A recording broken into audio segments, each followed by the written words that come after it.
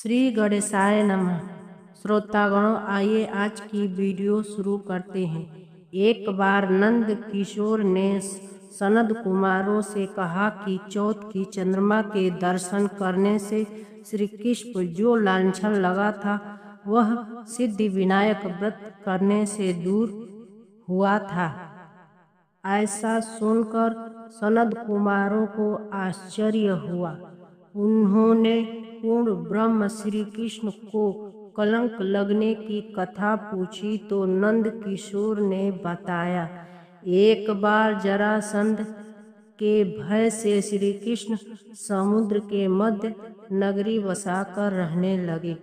इसी नगरी का नाम आजकल द्वारकापुरी है। द्वारकापुरी में निवास करने वाले सत्राजित यादव ने सूर्य नारायण की आराधना की। तब सूर्य भगवान ने उन्हें नित्य 8 भार सोना देने वाली यशमंतक नामक मणि अपने गले से उतार के दे दी। मणि पाकर सत्राजित यादव जब समाज में गया तो श्री कृष्ण ने उस मणि को प्राप्त करने की इच्छा व्यक्त की। सत्राजित ने वह मणि श्री कृष्ण को न देकर अपने भाई प्रसेनजित को दे दी। एक दिन प्रसेनजित घोड़े पर चढ़कर शिकार के लिए गया। वहां एक शेर ने उसे मार डाला और मणि ले ली। रीछों का राजा जामवंत उस सिंह को मारकर मणि लेकर गुफा में चला गया। प्रसेनजीत कई दिनों तक शिकार से न लौटा तो सत्राजित को बड़ा दुख हुआ। उसने सोचा श्री कृष्ण ने ही मणि प्राप्त करने के लिए उसका वध कर दिया होगा। अतः बिना किसी प्रकार की जानकारी जुटाए उसने प्रचार कर दिया कि श्री कृष्ण ने प्रसेनजित को मारकर यशमंतक मणि छीन ली है। इस लोक निंदा के निवारण के लिए श्री कृष्ण बहुत से लोगों के साथ प्रसेनजित को ढूंढने वन में गए। वहां पर प्रसेनजित को शेर द्वारा मार डालना और शेर को रीछ द्वारा मारने के चिन्ह उन्हें मिल गए। रीछ के पैरों को खोजते खोजते वे जामवंत की गुफा में पहुंच गए। वहां उन्होंने देखा कि जामवंत की पुत्री उस मणि से खेल रही है। श्री कृष्ण को देखते ही जामवंत युद्ध के लिए तैयार हो गया और युद्ध छिड़ गया। गुफा के बाहर श्री कृष्ण के साथियों ने उनकी 7 दिन तक प्रतीक्षा की।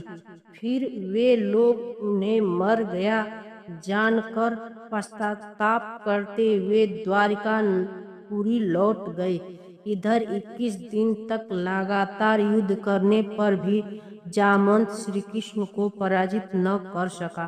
तब सोचने लगा कि कहीं वह अवतार तो नहीं जिनके लिए मुझे रामचंद्र का वरदान मिला था। यह पुष्टि होने पर उसने अपनी कन्या का विवाह श्री कृष्ण के साथ कर दिया और मणि दहेज में दे दी। श्री कृष्ण जब मणि लेकर वापस आए तो सत्राजित अपने किए हुए पर बहुत लज्जित हुआ। इस लज्जा से मुक्त होने के लिए उसने भी अपनी पुत्री का विवाह श्री कृष्ण के साथ कर दिया। कुछ समय के बाद श्री कृष्ण भी काम से इंद्रप्रस्थ चले गए। तब अक्रूर तथा ऋतुवर्मा की राय से सतध्वा यादव ने सत्राजित को मारकर मणि अपने कब्जे में ले ली। सत्राजित की मौत का समाचार जब श्री कृष्ण को मिला तो वे तत्काल द्वारिका पहुंचे। वे सतध्वा को मारकर मणि छीनने को तैयार हो गए। इस कार्य में सहायता के लिए बलराम भी तैयार थे। यह जानकर सतध्वा ने मणि अक्रूर को दे दी और स्वयं भाग निकला। श्री कृष्ण ने उसका पीछा करते उन्हें मार तो डाला पर मणि उन्हें नहीं मिल पाई। बलराम जी वहां पहुंचे। श्री कृष्ण ने उन्हें बताया कि इसके पास मणि नहीं है।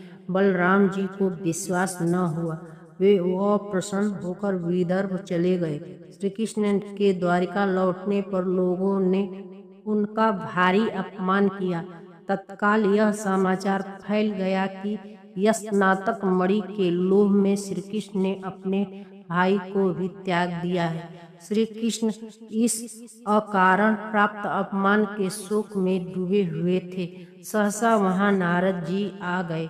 उन्होंने श्री कृष्ण को बताया, आपने भाद्र पक्ष शुक्ल चतुर्थी के चंद्रमा का दर्शन किया था, इसी कारण आपको इस तरह लांछित होना पड़ा। श्री कृष्ण ने पूछा, चौथ के चंद्रमा को ऐसा क्या हो गया है जिसके कारण उसके दर्शन मात्र से मनुष्य कलंकित होता है। तब नारद जी बोले, एक बार ब्रह्मा जी ने चतुर्थी के दिन गणेश जी का व्रत किया था।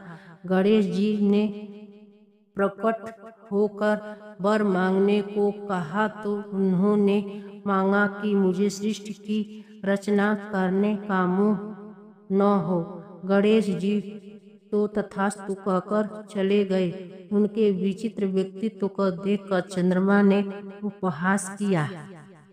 इस पर गणेश जी ने रुष्ट होकर चंद्रमा को श्राप दे दिया, आज से कोई तुम्हारा मुख नहीं देखना चाहेगा। श्राप देकर गणेश जी अपने लोक को चले गए और चंद्रमा मानसरोवर की कुटुंबिनियों में जाकर छिप गया।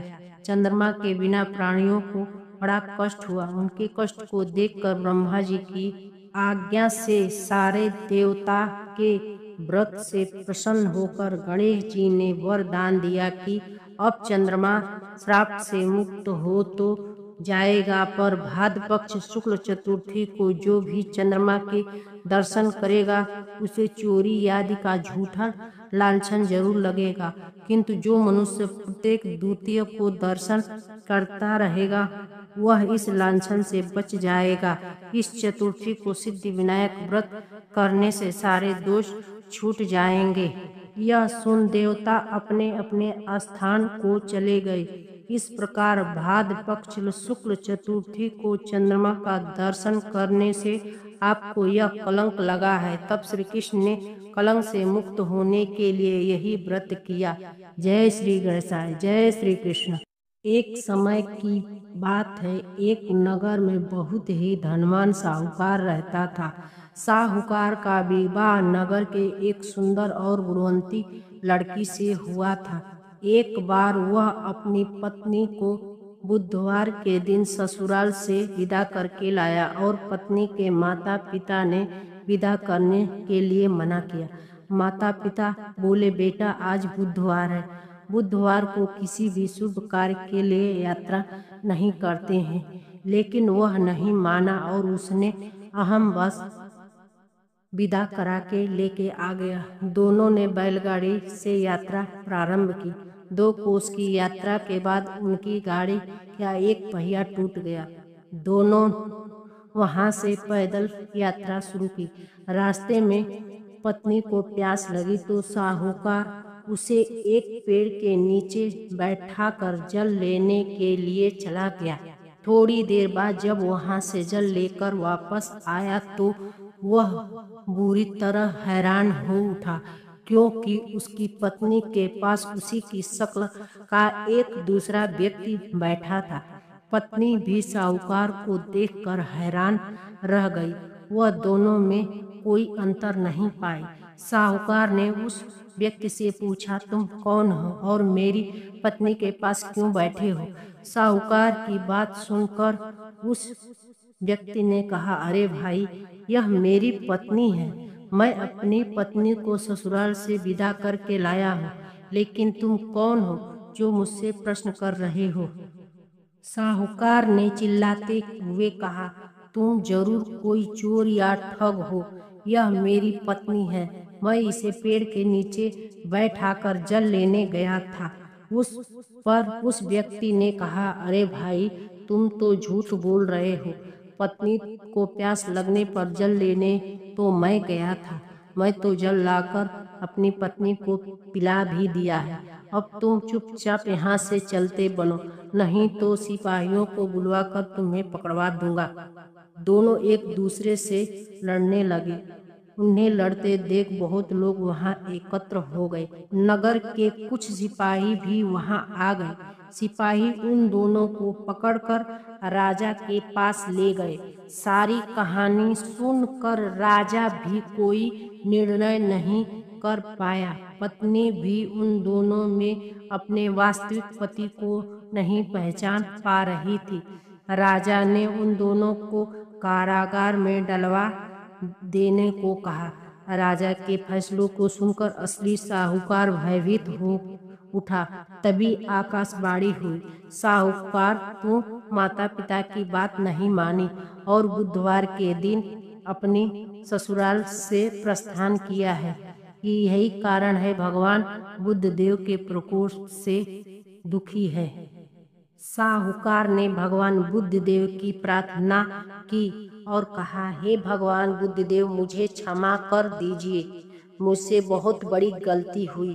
भविष्य में अब कभी बुधवार के दिन यात्रा नहीं करूंगा और सदैव बुधवार को आपका व्रत किया करूंगा। साहूकार की प्रार्थना से प्रसन्न होकर भगवान बुद्ध देव उसे क्षमा कर दिया। तभी व्यक्ति राजा के सामने से गायब हो गया। राजा और दूसरे लोग इस चमत्कार को देखकर हैरान हो गए।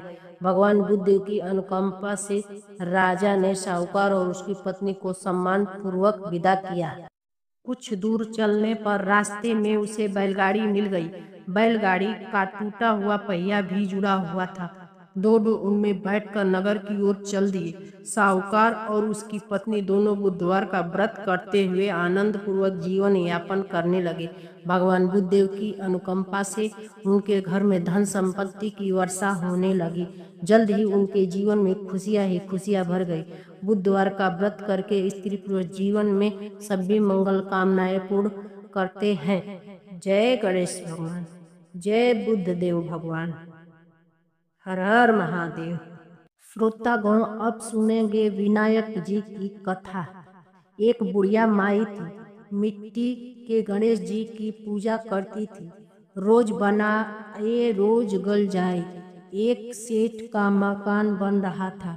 वे बोली, पत्थर का गणेश बना दो। मिस्त्री बोला, जितने में हम तेरा गणेश गढ़ेंगे उतने में अपनी हम दीवार बनाएंगे। तब बुढ़िया बोली, राम करे तुम्हारी दीवार टेढ़ी हो जाए। अब उसकी दीवार टेढ़ी हो गई तो बनाए हुए ढाह देवे, चुने हुए ढाह देवे। इस तरह करते करते शाम हो गई।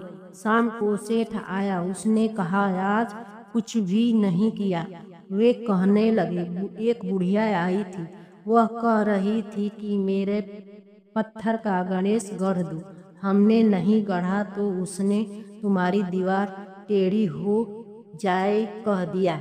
तब से दीवार सीधी ही नहीं बन रही है, बनाते हैं तो टेढ़ी हो जाती है। सेठ ने बुढ़िया को बुलाया। सेठ ने कहा, हम तेरा सोने का गणेश गढ़ देंगे, हमारी दीवार सीधी कर दो। सेठ ने बुढ़िया को सोने का गणेश बना कर दिया। सेठ की दीवार सीधी हो गई।